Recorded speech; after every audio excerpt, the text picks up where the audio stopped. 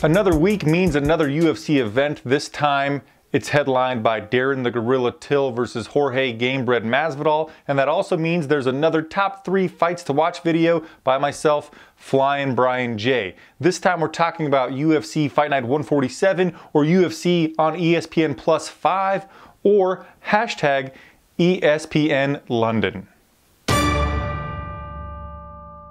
Number 3, Nathaniel Wood versus Jose Quinonez. Wood is 2-0 in the UFC with as many stoppage victories. He came into the UFC with a decent amount of steam behind him and scored a performance bonus for a second-round Brado choke finish of Johnny Eduardo in his UFC debut. He has only been to the judges twice in his professional career, the latest of which was over 3 years ago. He has quick striking with a surprising amount of pop in his right straight that he uses both as a lead and as a counter. Plus, he seems like an intelligent fighter who will search for the path of least resistance, like how he found the submission over Andre Ewell his last time out.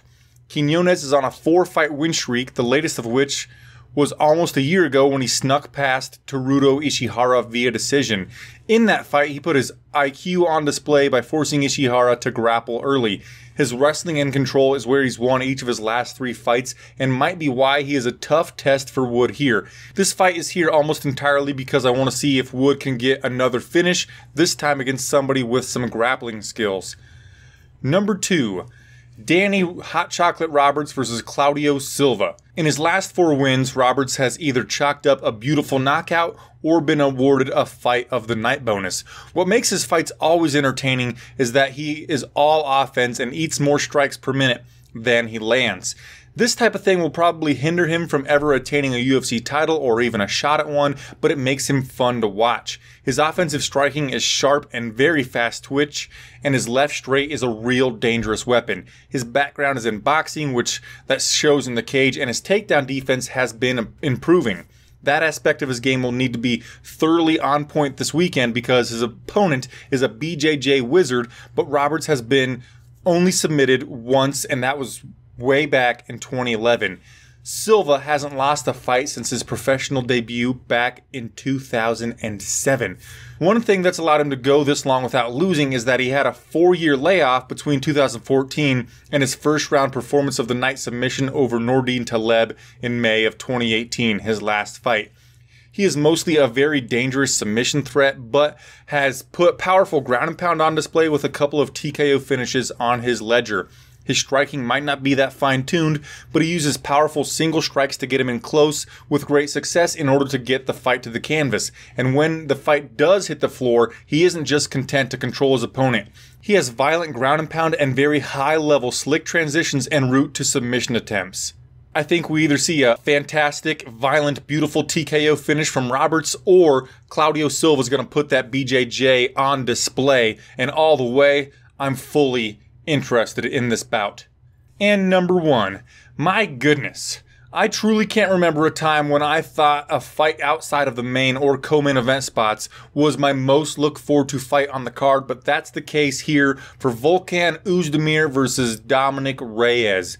Oezdemir came into the UFC and quietly defeated Ovince St. Preux via split decision, but then he mollywopped Misha Cirkunov and Jimmy Manuwa each in under a minute, bolstering his no-time nickname. His punching power was so highly regarded that after those 2 quick TKO victories, he was then placed in a title fight against Daniel Cormier, which of course did not go his way, but still after that he was a 2-1 favorite heading into his fight against Anthony Lionheart Smith. His losses to Smith and Cormier were a result of his defensive grappling being completely suspect, so we've got a guy here who can shut anybody's lights out with just 1 touch but can't grapple. Kind of seems like a poor man's Anthony Rumble Johnson to me, and I'm all about it. Reyes has as much hype behind him as any light heavyweight has ever had in the UFC. He is undefeated in his professional career. He has only been to the judges twice ever, one of which was against Ovince St. Preux, who even Johnny Bones didn't look good against, and he's finished his first 3 UFC opponents in under a round each. He is known for his striking. In fact, his nickname, The Devastator, comes from his thunderous kicks, but he also has an unheralded wrestling game. On top of being incredibly athletic for this division, I just don't see how you could not be excited for a Reyes fight.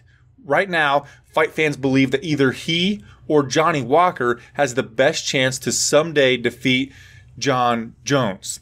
He and Oezdemir are going to go out there, put on a violent show, and for however long it lasts, it's going to be thrilling. When it's all said and done, the person left standing is going to be knocking on the door of a title shot. I wanted to change up the ending just a freckle. As always, I'm super happy that you made it to this point in the video. Please give it a thumbs up if you appreciated the content. But this time what I want you to answer in the comment section down below is, who do you think is going to win between Israel, the last stylebender Adesanya, and Kelvin on a mission for gold Gastelum? It goes down on April the 13th as the co-main event to UFC 236 for the interim middleweight championship of the entire frickin' world. Thanks again for watching the video. Namaste.